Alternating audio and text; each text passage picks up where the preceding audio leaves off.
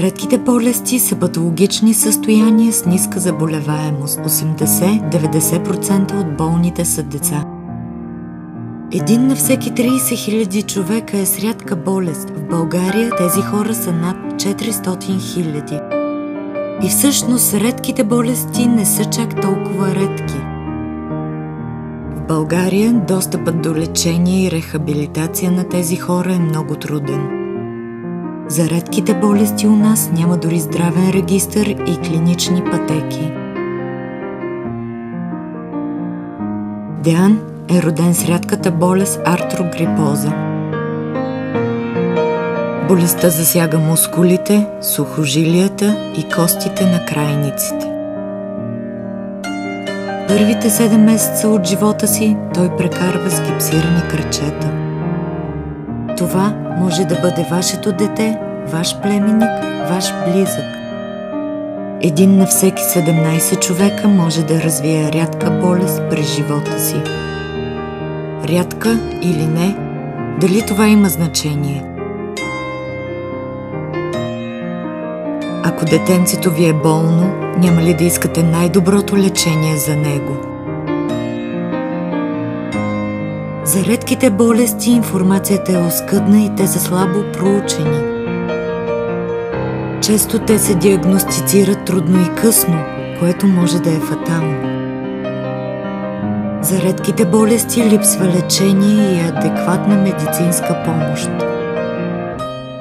Днес Деян е будно и лъчезарно дете на 2 години и половина. От 7-месечна възраст претърпява множество ортопедични операции на краката. Редките болести са хронични, прогресиращи и изискват лечение през целия живот.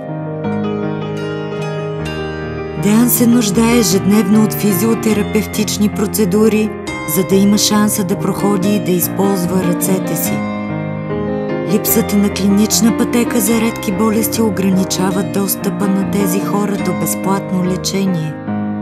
За да влезе в клиника за процедури, родителите на Деян трябва да заплащат или лекаря да го запише с диагноза, за която има клинична пътека. За повечето редки болести, причината за възникването им е неясна за медицината. Какъвто е случай на Деян.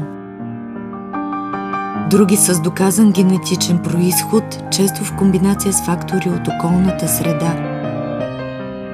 Съвременната наука е разработила около 43 лекарства за лечение на някои редки болести. Поради тромавата и бавна процедура от тях едва 5 се осигуряват от Министерството на здравеопазването и достигат до страдащите. Останалите приемат страданието и болката, защото цената на лекарствата за тях е непосилно висока. Те носят съдбата си с достоинство и с огромен кураж се борят за живота си или за живота на детето си. Сълзите са скрити дълбоко в очите зад усмивката на надеждата. Заедно можем да направим техния свят по-светъл и изпълнен с вяра.